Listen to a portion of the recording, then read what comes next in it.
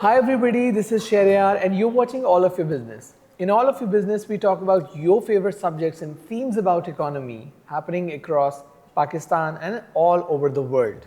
Without any further delay, let's speak to our guest, Mr. Mitab Haider. Assalamu alaikum, sir. Alaikum assalam. How are you, sir? I am fine. Sir, my first topic which I'm going to talk about is the Pakistan's Reforms Report 2025. A major transition and major transformation is going to take place, and Pakistan is going to convert the economy into digital first economy, and AI is going to integrate it into the tax collection, and mandatory electronic procurement EPADs are going to come into play. The government is focused on plugging fiscal leaks and increasing transparency. Sir, can you let our audience know that what the Pakistan's Reforms Report is about, and what does digital first economy mean? Bismillah ar-Rahman ar-Rahim. Thank you very much for having me. Actually, this report highlights that government of Pakistan has undertaken more than 60 reforms in 35 ministries, division and attached departments. Right. In the last year 2025. And it has been launched by Mishal under the World Economic Forum, under the aegis of the World Economic Forum. It shows that the Pakistan has undertaken significant reforms in different sectors of economy, and especially on AI and digitization. We have moved towards digitization of economy, where we are going to utilize the AI for expanding the narrowed tax base in Pakistan, and for the procurement, where there is procurement of 15 to 20% of GDP, trillions of rupees are utilized to procure in the public sector. So it is being digitized in order to ensure transparency. And recently, the government has launched another AI-related program till 2030, under which the government of Pakistan and the Prime Minister announced to utilize $1 billion. And for one segment, they are going to train and equip 1 million youth related to AI. So, in sum up, it is the future of Pakistan, where everything will be digitized. It means that the whole supply chain and the demand side, everything will be digitized. And it will help Pakistan to document its economy, and it will show transparency in all spheres of life. And sir, now AI is being integrated in the system. Of course, I have elaborated that the government has launched an ambitious program of utilizing $1 billion, and one of the component is to train and equip 1 million youth related to AI. And it is the future of Pakistan. Future of Pakistan, right. So Pakistan and specifically Punjab has witnessed the revival of Basant, a very beautiful cultural element that was missing in the past decade. So it has generated, surprisingly, rupees 4 to 6 billion in economic activity in Lahore. So how would you think, how important it is given the economy of Pakistan, and how much its impact is could snowball if the Basant is celebrated or was celebrated in other provinces as well? And do you think, there are lots of questions in one question, so do you think it can attract tourism as well? Of course, because Basant means that there is a hustle and bustle in the city, and there are certain things happening in the city, and people enjoyed a lot. Economic activity is promoted, and some of the reports suggest that it resulted into an economic activity of 4 to 6 billion rupees. But there is a multiplier effect.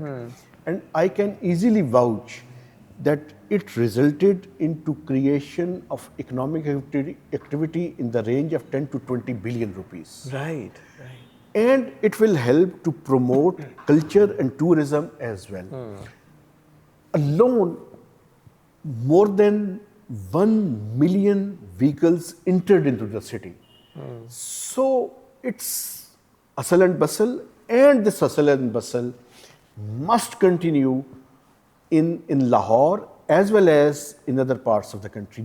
Now, Lahore is a trendsetter, and I think that the other cities will follow this suit, and other provinces will also follow the suit given and introduced by Punjab.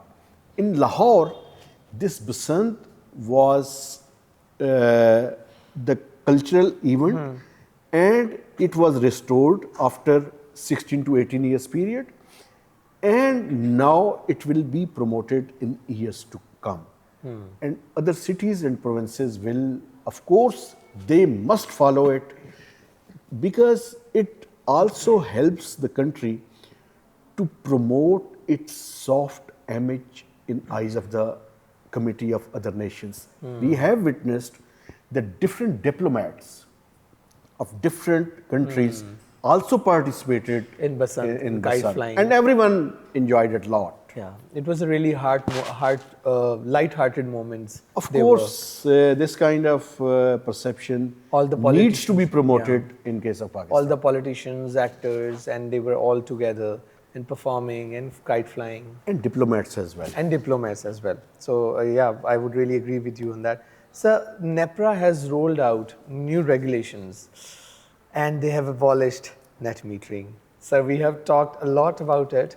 Sir, would you like to shed some light on it? Sir, finally, what everyone was thinking, now the time has come when the NEPRA has plugged on the net metering, and now the actual, it means that whatever the solar rooftops are producing, they will export at a rate of 11 rupees. Earlier, their rate was 26 rupees. The whole contractual obligations have been changed. It's not a good news for those who have installed solars at their rooftops, and especially those who are planning to install the solar panels at their rooftops. This is not the end of the game. Now the government has also proposed fixed charges for the remaining consumers who are relying on the national grid. Right. So it's a double-edged sword. On one side, they are discouraging the solar panels, and on the other side, they are also taking care of their revenues by proposing fixed charges on those who are solely reliant on the national grid. So, do you think this can stop the interest in solar, the people buying solar things? It will discourage all those who are investing a certain hefty amount to install solar at their rooftops. But Pakistan's power sector is facing multiple problems. So now the time has come when government has taken certain difficult decisions. Now they must take certain steps, because we have surplus electricity, and we have installed capacity of 46,000 megawatt, close to 50,000 megawatt, and in winter our consumption reduces to 9 to 10,000, 8 to 10,000, and in summer it goes up to the peak of 30 to 35,000. So we have surplus electricity. Please keep in mind, we will have to devise a mechanism where there is a need to promote the consumption. Otherwise, this cash bleeding power sector problems will continue to persist.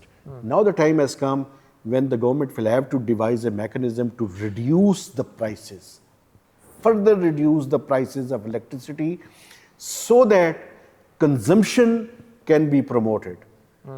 And that is the way forward. Otherwise, its problems will continue to persist. Right. So IMF mission to visit Pakistan for third review of $7 billion dollars program. So what are your thoughts about it? How will we be able to ace it?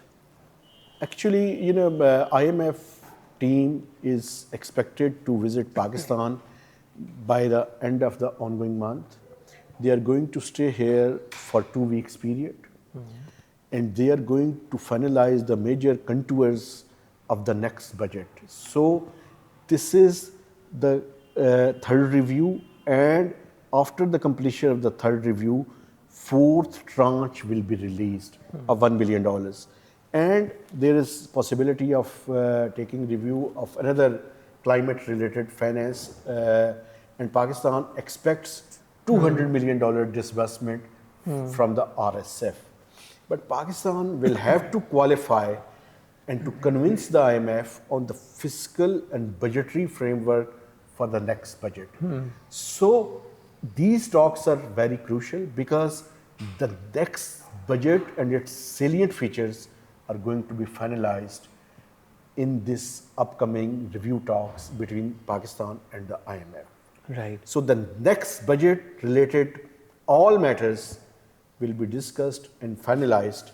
So these talks are crucial, and it is crucial that on the basis of which then the Pakistan economic managers, after evaluating consensus with the IMF, will finalize the major steps which they are going to announce in the next budget.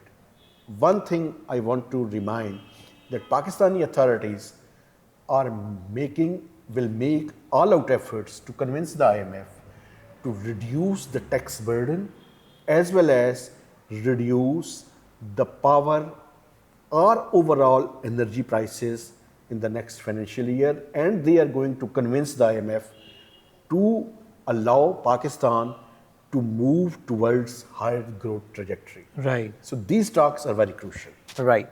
So remittances sent by overseas Pakistanis have jumped 15% to $3.5 billion in January 2026, which is a very, very good news. Of course. So how do you see it contributing to the overall economy of Pakistan? Actually, Pakistan expects to fetch $40 to $42 billion through remittances compared to $38 billion in the last financial year.